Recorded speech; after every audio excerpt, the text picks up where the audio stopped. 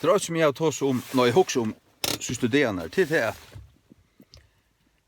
att hvis det tryggvande folk för att gåtaka sodomi, inte bara sodom och signan, men gåtaka och inte ha i sin hjärsta emot sodomi. Du vet vad det menar att säga sodomi? Det är synden det gör du sodomo.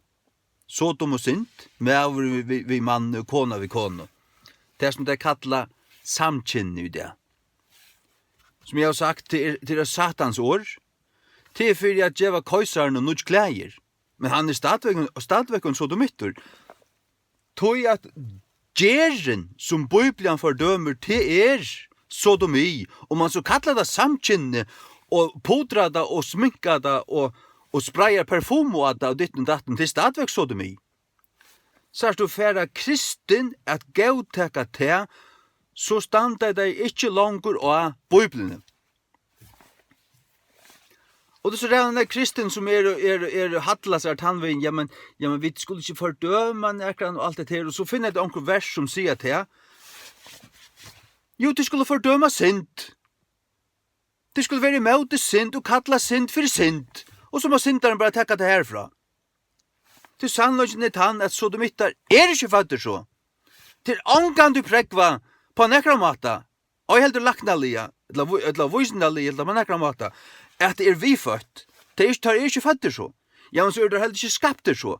Og tun Bibel sier i Romerbrevnen 8, at de brøyto til naturliga bruk ivrig hatta som er i møte notter. De brøyto da. De var ta det valgto da, og djinko inn ut da, at de brøytost, til ta det brøytost. Det vet det. Jeg vet at her. Jeg vet om det at det er fullt av ungdomfalke, som tar det 12, 13, 14 år. Du vet, det er kjenslig at det er for alle veier. Det puraste, altså det kunne du funnet på hva som helst. Men her var det nekka som helst samvisko, her var det nekka medvid om god, så styrer det seg. Det gjør seg ikke ut i hva som helst. Det var ikke vel. Nå, det som jeg vil si der til det at vi som er tryggvande, vi er ikke tryggvande hvis vi ikke tryggva Bibelene. Jeg vil være en tryggvande, jeg vil være en kristen til å være en Bibel og tryggvande. Og her kan du ikke skjere Paulus vekk, eller brøvene vekk, og sige, jeg merker om bare Jesus. Og så har du en homind om Jesus, og et eller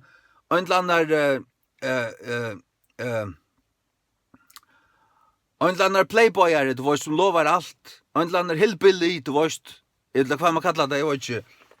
Flower power, du vet, fluffy duffy, figurer som slett ikke Jesus, som slett ikke Bibelen Jesus.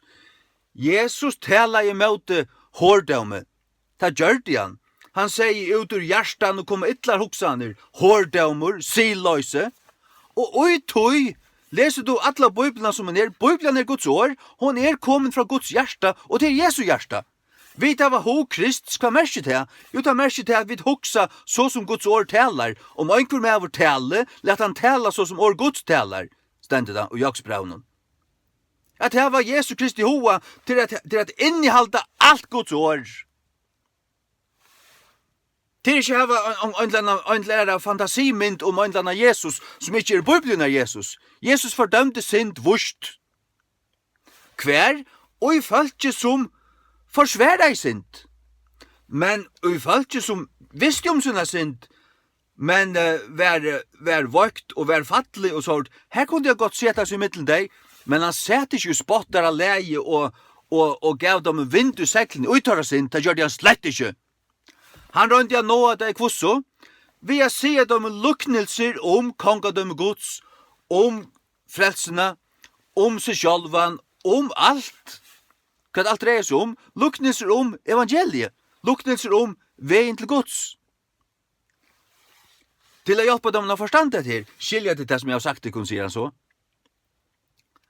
Så at han kom til rette hjertelænen, han fordømte, og da jeg vet også nedgjøre, vi har fordømt og sier synd være synd, og en som forsværer synd, vi kunne godt avvære en slukkan, Og en som blir vi gjør til, kallar han seg kristna, gjør han opp til Satan og blekker han ut. Det kunne vi vust gjøre. Det kunne vi vust gjøre. Ja, det kan jeg jo kusser, jeg vet ikke hva du kanst.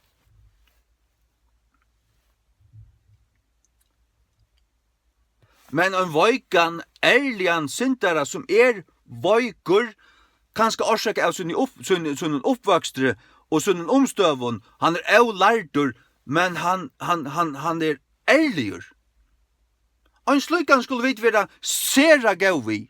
Det sier akkurat som Men man ger han det på ma og fa og spottar lei og ta vis han meiner han ikke vet egentlig. Så kan han skruppa av. Så kan han fylja Satan alt hva han vil. Så du skal meina det. Det grunnleggjande at du skal meina det. Men vi såg at her i skriften at ein som meina det, han kan godt, som Peter, han fyllde Jesus i tro år, men så i en vøygarstund så fattla han. Og han græt. Og han var bråten i det, og han engrei det. Ja, Jesus tog han inn efter. Jesus innsett han av nudjon. Og til oppleva vi alt som fylgja Jesus, at i en vøygarstund, og i jøkken løyve, fyrdla søytene, så snava vi. Altså, da jeg sier snava, så kan det være nok så størst, nok så kjennligt, et eller annet hendur. Det hender fyrdla søyten tjokken. Ikke til at vi vilja det, men da kommer vi utfyrir, til vi og feiland, vi vøyk. Men så herfra, og så for å forsvære det og si at det gjør han ikke, vi tar nøye når vi kunne gjøre hva vi vilja. Så er det satans bad. Så du en satans unge, hvis du snakker sånn her. Og gonger aller helst i Philadelphia havn. Eller i City Church i havn.